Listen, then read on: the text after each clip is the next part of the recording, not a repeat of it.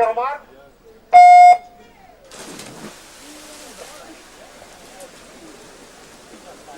Dunque io ringrazio gli atleti per essersi presentati per tempo in zona podio, ringrazio Guido Di Guida e Vincenzo Di Sio per aver effettuato queste premiazioni.